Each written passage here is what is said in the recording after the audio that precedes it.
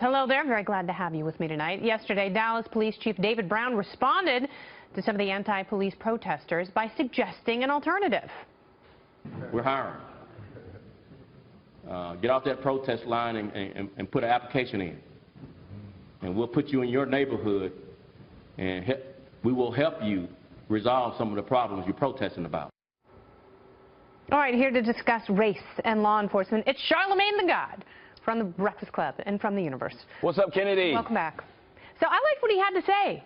You know, there are a lot of people out there, understandably so, in some cases, saying, I don't trust the police, race relations in this country are super bad, and I'm mad that there appear to be a lot of black men who are getting shot by police officers. But what he says is go ahead and change your community from within as a cop. Do you think that's a good idea? That is part of a good solution, but everybody can't be police officers. Like, you know, it's only going to be a limited amount of people still. Police can only hold but so many people. So he's telling every protester to say, hey, screw being a protester, be a police officer. I do believe that we do need more people from the community, you know, actually being police officers, because I think they'll just handle situations different. I think if Darren Wilson was actually from the community of Ferguson, he'd have handled Michael Brown's situation different. Like, yo, get out the street.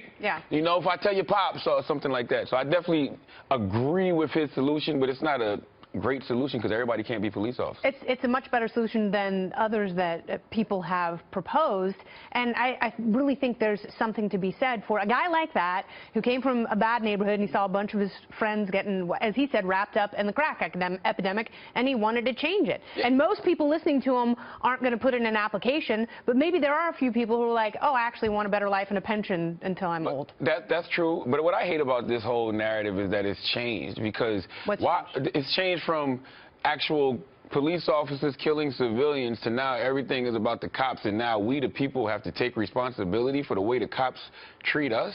Like what happened in Dallas was a complete tragedy, but I think it's terrorism. I think that's a form of terrorism. But I think Micah Johnson was a terrorist. But that's the effect to the cause. So what are these police officers that are gunning down these unarmed black men, or these black men in Minnesota? What happened to the guy Phil, or what happened in Baton Rouge? Like, what do you call those police officers? You not call them terrorists?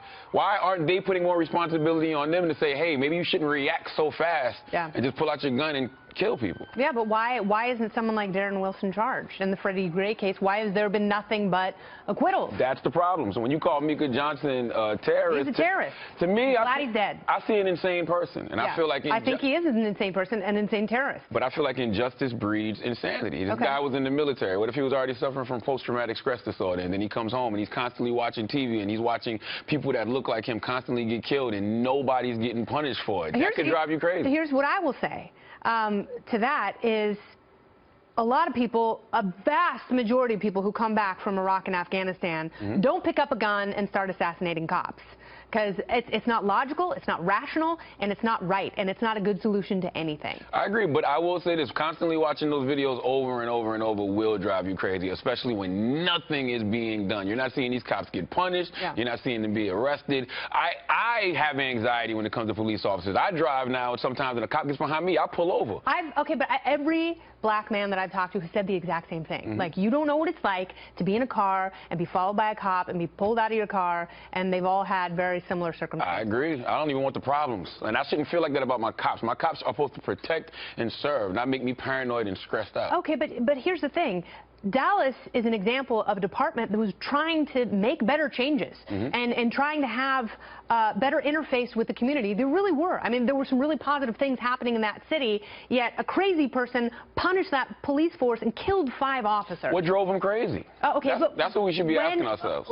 At what point will people say, oh, the cops are doing a better job? Like they do in L.A. now. In 1992, as Matt Welch pointed out last night, horrible race relations, no trust in the police department, LAPD totally screwed it up, the city was a tinderbox. But now, a vast majority of African Americans actually trust the LAPD. When will that tide turn, and what will it take? We will say cops are doing a better job when we stop seeing videos of black men being killed for getting pulled over with busted taillights. Simple. Like, it's just that simple. Every other week it's a new video. It's like Gucci Mane dropping mixtapes. It's like every other week the police have a new video killing somebody. And the situation in Minnesota was terrible to me because I'm like, yo, this guy seemed like he did everything right. He had a gun. The gun was registered. He don't even have no criminal record. He told the police officer, I have my gun. I'm reaching for my wallet. He told the police officer everything and still got shot with a 4-year-old in the back seat. Come on, man. Like, what kind of insane human being are you to fire into a car when you see a 4-year-old in the back seat? I share your frustration on that. I absolutely do. But just as everyone who comes back from war is not Micah Johnson, just every protester who goes to one of those protests is not a violent cop killer. Absolutely. That also means that every cop who works in every department is not a racist who wants to unload on... That is very true, but we need those so-called good cops to stand up and say, hey, what's going on out here is wrong. You understand. see injustices that happen in Minnesota or Baton Rouge. If you're a good cop, stand up and say, yo, that's not right, that's not proper procedure. Yeah, are you going to become a cop? No, I'm not going to become a cop, but I do encourage people. I do think hip-hop has played a big part in discouraging people from wanting to deal with law enforcement and be cops, because, you know, throughout the years it's been F the police, don't deal with law enforcement. So why would I ever want to be with people who I think are cool tell me isn't cool? All right, well, now you have deemed it so. Thank you for coming by. I always appreciate it. Thank you, Kennedy. I love our talks. I feel like they make the world, or at least my heart, a better place. We try. We're friends, so maybe we can teach by example. Exactly right, Charlamagne. We could top a wedding cake of platonic mutual respect.